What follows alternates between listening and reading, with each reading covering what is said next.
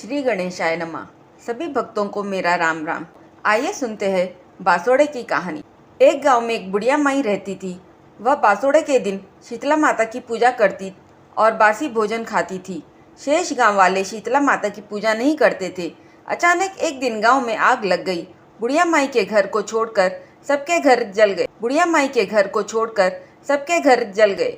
गांव वालों को बड़ा आश्चर्य हुआ कि बुढ़िया माई का घर कैसे बच गया। सब गांव वाले बुढ़िया माई से पूछने लगे कि तुम्हारा घर क्यों नहीं जला। बुढ़िया माई ने कहा कि मैं बासोड़े के दिन शीतला माता की पूजा करती और पूरा दिन ठंडा भोजन खाती।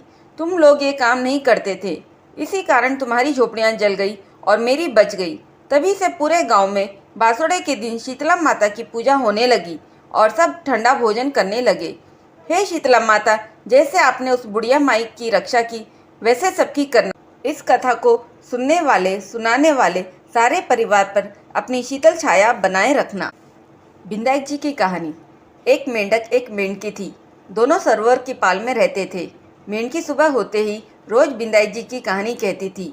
एक दिन मेंढक बोला कि तू रोज पराये पुरुष का नाम लेती है, अगर अब लेगी तो मैं मोगरी से तेरा सिर फोड़ दूंगा। तब विनायक जी गुप्त हो गए। राजा की दासी आई, दोनों को पतीले में डालकर अंगीठी पर चढ़ा दिया।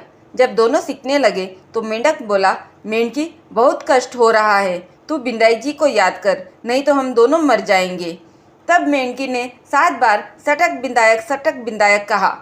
तभी 2 बैल लड़ते हुए आए और पतीले को सींग से मारा और पतीला फूट गया।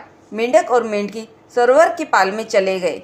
हे विनायक जी महाराज, जैसे मेंढक मेंढकी का कष्ट दूर किया वैसे सबका कष्ट दूर करना। कहते सुनते हुकारा भरते अपने सारे परिवार का कष्ट काटना, हमारा भी कष्ट काटना।